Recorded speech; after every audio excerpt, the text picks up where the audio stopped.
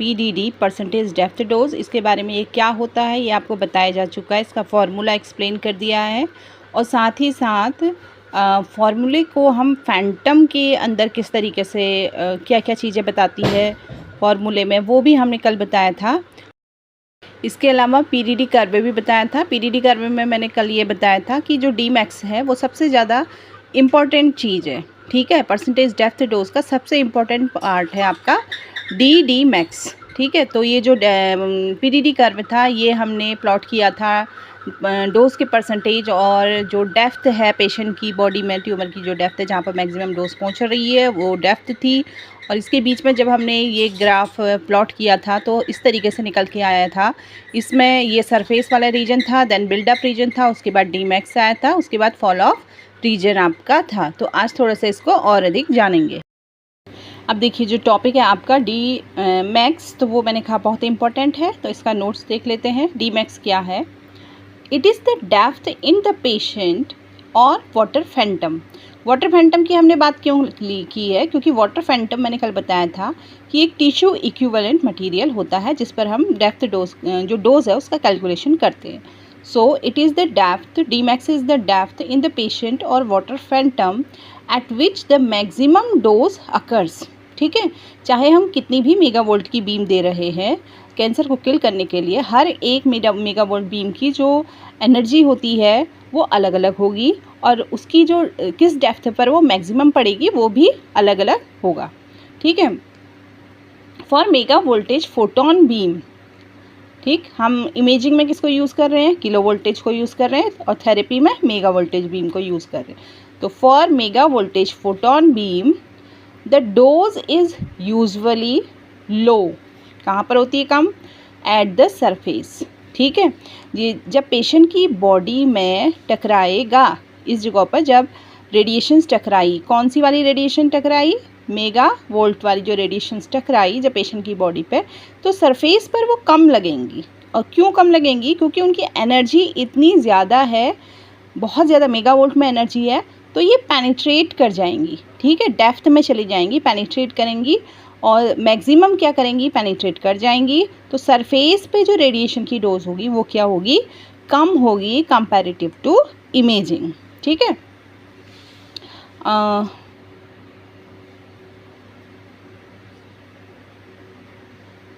Rises through the buildup region, जो curve में buildup region दिखाया गया था उसमें वो इंक्रीज़ करेगी। क्यों इंक्रीज़ करेगी?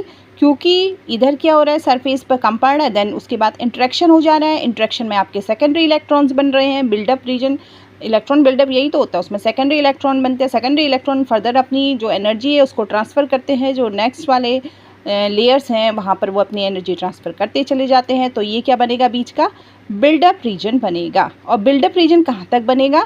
जो डेप्थ में जो आपका Dmax आएगा वहाँ तक, सरफेस से लेकर के Dmax का जो रीजन है that is build up region, ठीक है। और इसके बाद क्या होगा? ये Dmax के बाद फिर फर्दर ये डिक्रीज़ करती जाएगी, जो रेडिएशन की बीम होगी वो डिक्रीज़ करती जाएगी, क्योंकि मैं बार बार बता रही हूँ कि Dmax वो डेप्थ है जहाँ पर कोई भी रेडिएशन अपनी मैक्सिमम जो एनर्जी है वो प्रोवाइड कर दे रहा है। अब मैक्सिमम एनर्जी प्रोवाइड कर दी, इसका मतलब इसके बाद अगर बीम गई फर्दर डेप्थ में तो वो डिक्रीज़ करेगी उसकी एनर्जी, ठीक है। तो रीचेस मैक्सिमम एट Dmax पर मैक्सिमम हो जाएगी, and then gradually decreases with increasing depth. अब इसके बाद अगर डेप्थ इंक्रीज़ करती है तो ये जो रेडिएशन बीम है वो डिक्रीज़ करती जाएगी। For example typical Dmax values for photon beams increases with beam energy, ठीक है।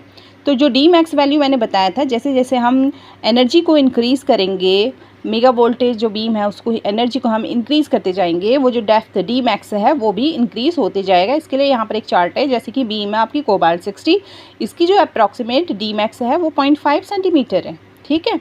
अब हम इसको इंक्रीज़ कर रहे हैं मेगा वोल्टेज बीम को, 4 मेगा वोल्टेज पे देखिए 1 सेंटीमीटर हो गई, देन 6 मेगा वोल्टेज पर आपकी 1.5 सेंटीमीटर, इसी तरीके से 10 पर ऑलमोस्ट 2.3 सेंटीमीटर, 14 पर ऑलमोस्ट 2.7 सेंटीमीटर। तो ये इंक्रीज़ कर रही है, ठीक है।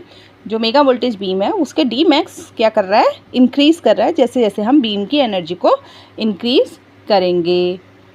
These values can very with field size and machine condition. देखो मशीन की कंडीशन अगर सही रही तो यही डेप्थ रहेगी, अदरवाइज़ मशीन आपकी पुरानी हो चुकी है, जिस मशीन से जिस टेक्निक से आप कर रहे हो वो मशीन अगर पुरानी हो चुकी है तो वो वेरिएबल हो सकता है। दूसरा जो ट्यूमर का फील्ड साइज़ है कि उसका क्या है, ठीक है, वॉल्यूम क्या है, इन सब चीज़ों पर भी ये आपका डिपेंड करता है।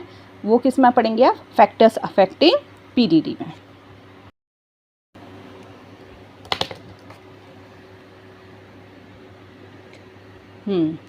अब देखिए there are some factors which affect PDD. PDD को कुछ फैक्टर्स अफेक्ट करते हैं। तो सबसे पहले रेडियोथेरेपी में अगर मेनली हम कभी भी देखते हैं कि कोई फैक्टर अफेक्ट करता है तो वो होता है बीम की एनर्जी, ठीक है, क्योंकि everything is dependent on the radiation beam. Radiation beam की क्वालिटी क्वांटिटी किस तरीके से है वो सबसे ज़्यादा इफेक्ट करती है। तो बीम की एनर्जी मैंने बताया जितनी ज़्यादा होगी डी मैक्स उतनी डेप्थ पर मिलेगा, उतना ज़्यादा पेनिट्रेट करेगा, ठीक है।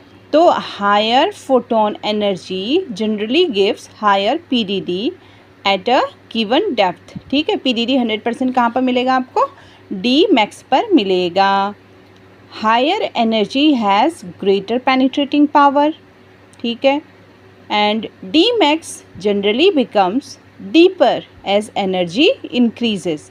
जैसे जैसे एनर्जी इंक्रीज करेगी वैसे वैसे डी मैक्स और ज़्यादा डीप जाते जाएगा, डेप्थ पे जाते जाएगा, ठीक है। और जब जो ट्यूमर होता है वो काफ़ी ज़्यादा डेप्थ पर होती है तो हमें रेडिएशन की जो एनर्जी है वो इंक्रीज़ करनी पड़ती है।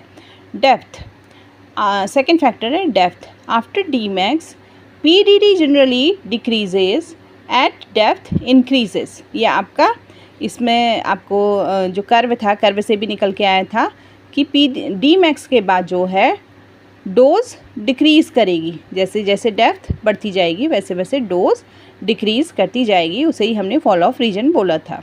देन आता है आपका field size. Increasing field size generally increases PDD because of increased scattered radiation reaching the measurement point. अब देखिए फील्ड साइज आया, तो फील्ड साइज में हम किसकी बात कर रहे हैं, जो रेडिएशन जा रही है, ठीक है, रेडिएशन के फील्ड साइज की हम बात कर रहे हैं। यहाँ पर मैं दो तरीके से दिखा रही हूँ, एक काफ़ी ब्रॉड बीम है और एक नैरो बीम है, ठीक है। ये आपकी नैरो बीम हो गई, ये आपकी ब्रॉड बीम हो गई, ये मतलब कि पतली बीम है, ये काफ़ी चौड़ी बीम है।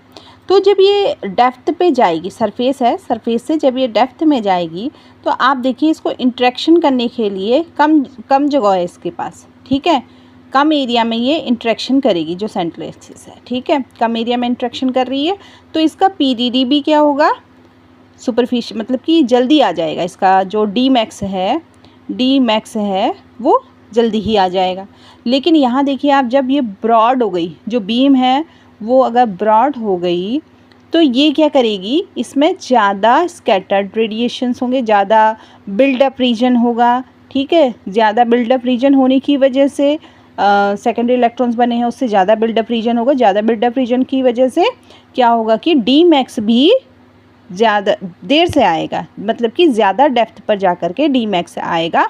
और ज़्यादा डेप्थ पर आपका डी मैक्स मिल रहा है, डी मैक्स ग्रेट हो चुका है, बढ़ चुका है, तो आपका जो पीडीडी होगा वो भी क्या होगा, इंक्रीज़ कर जाएगा। किस में करेगा इंक्रीज़, जहाँ पर फील्ड साइज़ ज़्यादा है। फील्ड साइज़ आप देख रहे हैं, रेडिएशन बीम का फील्ड साइज़ जहाँ पर ज़्यादा है वहाँ पर आपका पीडीडी ज़्यादा है, क्योंकि डी मैक्स ज़्यादा हुआ है। जहाँ पर आपका जो बीम है उसका फील्ड ऑफ व्यू जो फील्ड साइज़ है वो कम है, वहाँ पर डी मैक्स भी जल्दी आ जाएगा, और डी मैक्स कम है तो आपका पीडीडी भी कम होगा।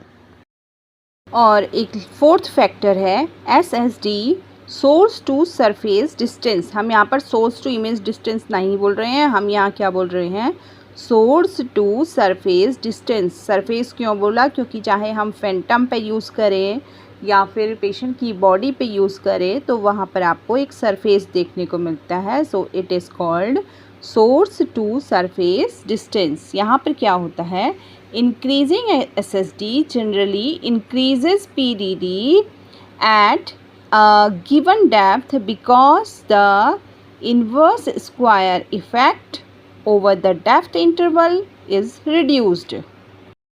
हम इस तरीके से समझ सकते हैं, ये वाटर फैंटम है, वाटर फैंटम का सरफेस है, ये है, ठीक है। SSD मतलब आपका सोर्स से लेकर के सरफेस के बीच की जो डिस्टेंस होती है दैट इज़ SSD।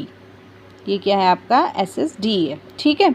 अब जब ये हमने कम रखी है, दो कंडीशंस होंगी, ये हमने जैसे कम कर रखी है, तो जो सरफेस है, सरफेस जल्दी मिल गया, ठीक है, और सरफेस पर इंटरेक्शन जल्दी स्टार्ट हो गया।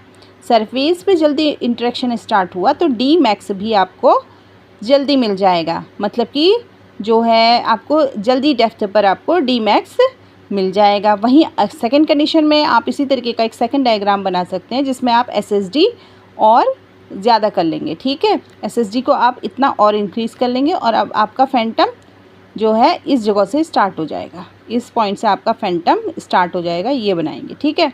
अब आप देख रहे हो कि ये जो इंटरेक्शन है, इंटरेक्शन यहाँ नहीं हो रहा है, अब इंटरेक्शन सेंट्रल बीम का कहाँ हो रहा है, इस जगह पर स्टार्ट होगा, ठीक है।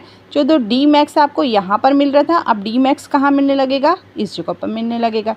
ये आपका इसी डायग्राम पे मैंने दिखा दिया, पर इसके लिए आपको एक दूसरा डायग्राम बनाना पड़ेगा। फर्स्ट डायग्राम में आपको SSD कम रखना पड़ेगा, सोर्स टू सरफेस डिस्टेंस, और जो सेकंड डायग्राम होगा उसमें आपको सोर्स टू सरफेस डिस्टेंस जो है वो इंक्रीज़ कर देना पड़ेगा, और दूसरे वाले में क्या होगा, डी मैक्स और डेप्थ पे चले जाएगा। जब आप क्या देख रहे हैं, डी मैक्स भी इंक्रीज़ कर गया, कब इंक्रीज़ किया, जब आपने SSD इंक्रीज़ कर दी है उस वक्त। नेक्स्ट इम्पॉर्टेंट टॉपिक आता है इसमें, मेजरमेंट ऑफ PDD। तो PDD का मेजरमेंट किस में किया जाता है, फैंटम में किया जाता है, तो you have to write about phantom also, ठीक है। तो PDD is commonly measured in a water phantom, water phantom को you will describe in your answer, and using a dosimetric detector such as an ionization chamber. Water is used because its water interaction properties are similar to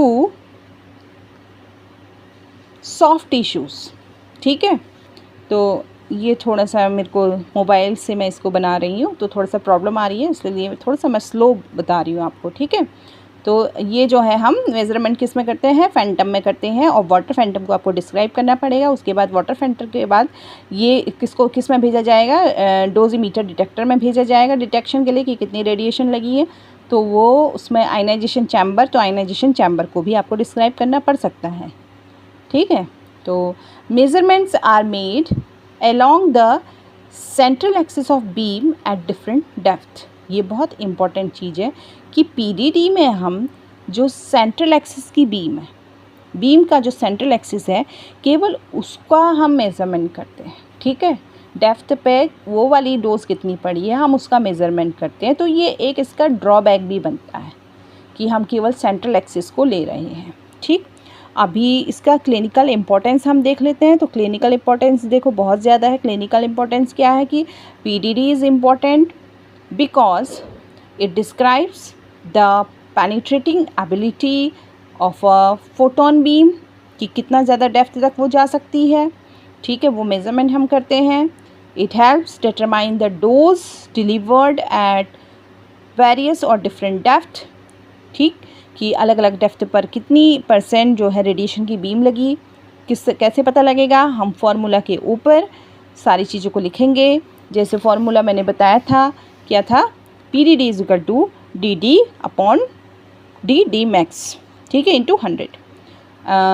it is used in radiotherapy treatment planning and dose calculation. Radiotherapy treatment planning आप लोग 3rd year में पढ़ रहे हो, और dose का calculation तो PDD पे रख करके आपका कितनी % डोज पड़ रही है पर्टिकुलर डेप्थ पर, वो भी आपको पता लग रहा है। And number 4th is it haves compare the depth dose characteristic of different beams, ठीक है, अलग अलग बीम की अलग अलग डेप्थ पर वो डी मैक्स अलग अलग होता है। उस पॉइंट पे जाके हर बीम का अलग अलग पेनिट्रेटिंग पावर होती है। तो ये मैंने आपको बताया था कहाँ पर, अभी जो थोड़ा सा जब आपको डी मैक्स में मैं एक्सप्लेन कर रही थी उस वक्त मैंने 2 कॉलम बनाए हुए थे बीम और डी मैक्स के ऊपर पे, ठीक है। तो आप ये सब चीज़ें देख सकते हैं और इसी के साथ आज मैं ये वाला अपना कंप्लीट कर रही हूँ PDD। सो अगर पसंद आया हो तो thank you and like and share subscribe. Thank you so much.